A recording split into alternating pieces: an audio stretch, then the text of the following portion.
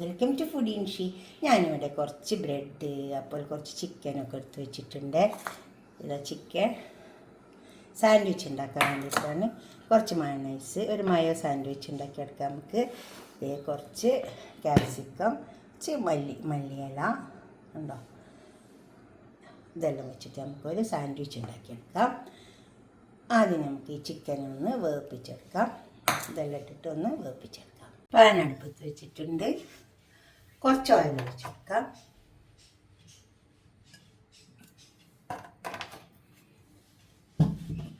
കുറച്ച് സവാള എടുക്കുക, കുറച്ചിട്ടെടുക്കാം.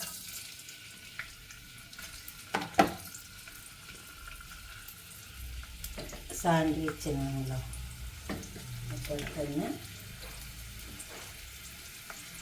കുറച്ച് വെളുത്തുള്ളി, ഒരു 2 വെളുത്തുള്ളി ചതക്കി വെച്ചതാണ്, അതിട്ട് വെച്ചിട്ടുണ്ട്.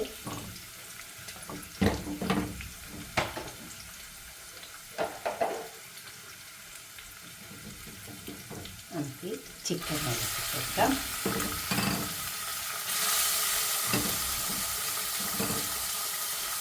ഉപ്പ് ചേർക്കുക.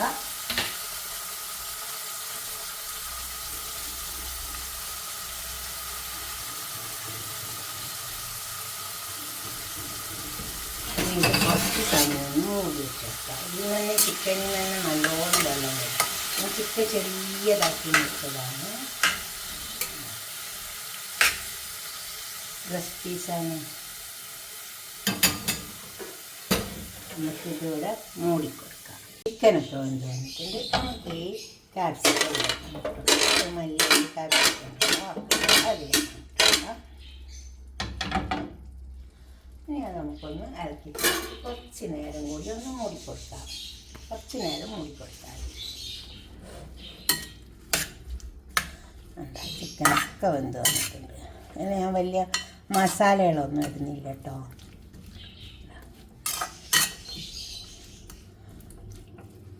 ചിക്കനൊക്കെ നന്നായി വെന്ത് വെള്ളമൊക്കെ വറ്റിയെടുത്ത്, തീരെ വെള്ളം ഒഴിച്ചു കൊടുത്തിട്ടില്ല. ആ ചിക്കൻ്റെ വെള്ളത്തിൽ തന്നെ അങ്ങനെ വെന്ത് വന്നതാണ്. കുറച്ച് സമയം ഒന്ന് മൂടിക്കൊടുക്കാം. ബ്രെഡിൻ്റെ അരികൊന്ന് കട്ട് ചെയ്തെടുക്കാം. നമുക്ക് കത്തിര വെച്ച് കട്ട് ചെയ്താലും മതി, അപ്പോൾ വേഗം കിട്ടും കേട്ടോ. കത്തിയായാലും മതി, പ്രശ്നമില്ല. ഉണ്ടോ? ഇനി നമുക്കിതിനെ ഒന്ന് ടോസ്റ്റ് ചെയ്തെടുക്കാം. എളുപ്പത്തിൽ കഴിയേ.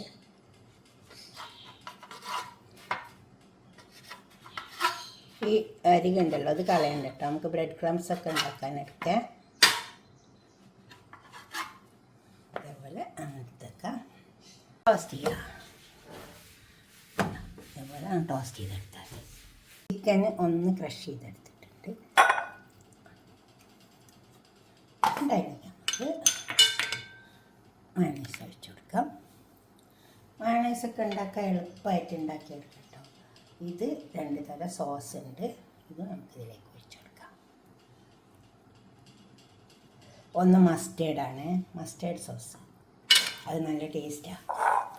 നമുക്കിത് നന്നായി ചേർത്ത് എടുക്കാം.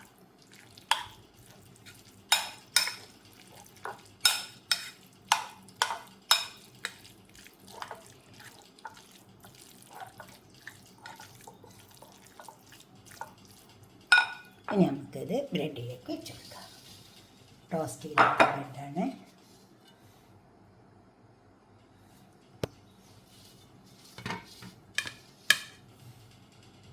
ഇനി നമുക്ക് ഈ ടോസ്റ്റ് ചെയ്ത ബ്രെഡിലെ ഇതിലേക്ക് തന്നെ വെച്ച് കൊടുത്താൽ മതി. കുറച്ച് ജാസ്തി വെച്ച് കൊടുത്താൽ മതി. അപ്പോൾ നല്ല ടേസ്റ്റ് ഉണ്ടാവും. നമുക്ക് തന്നെ ഉണ്ടാക്കാനേ ഉള്ളൂ കേട്ടോ. മയോണൈസ് എല്ലാം നമ്മളെ വീട്ടിൽ തന്നെ ഉണ്ടാക്കിയാൽ മതി. അപ്പോൾ എളുപ്പം പണിയും കഴിയും.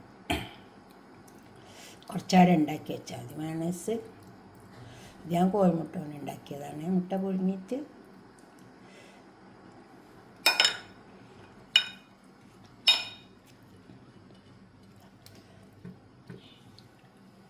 അതുപോലെ നെക്സ്റ്റ് ഉണ്ടാക്കാം. എളുപ്പം കഴിയും.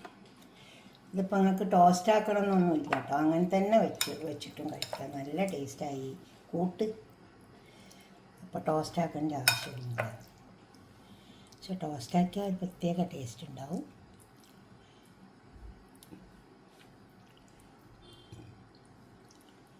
കണ്ടോ, ബട്ടറൊക്കെ ഇട്ടിട്ട് ടോസ്റ്റ് ആക്കണല്ലേ, അപ്പോൾ ഒരു പ്രത്യേക ടേസ്റ്റ് ഉണ്ടാവും.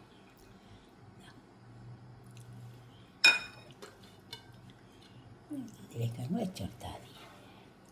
ഇതുപോലൊക്കെ നിങ്ങൾ ഉണ്ടാക്കി നോക്കിയാൽ നിങ്ങളുടെ അഭിപ്രായ നിർദ്ദേശമൊക്കെ ഒന്ന് കമൻറ്റ് ബോക്സിൽ അറിയിച്ചാട്ടെ.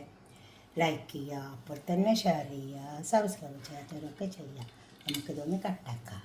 കണ്ടോ, കട്ടാക്കിയിട്ട് ഇതുപോലെ ഒന്ന് ഉണ്ടാക്കി വെക്കുക. അതിലൊരുപാട് സാൻഡ്വിച്ച് ഉണ്ട് കേട്ടോ. നിങ്ങൾ ഉണ്ടാക്കി വെക്കുക.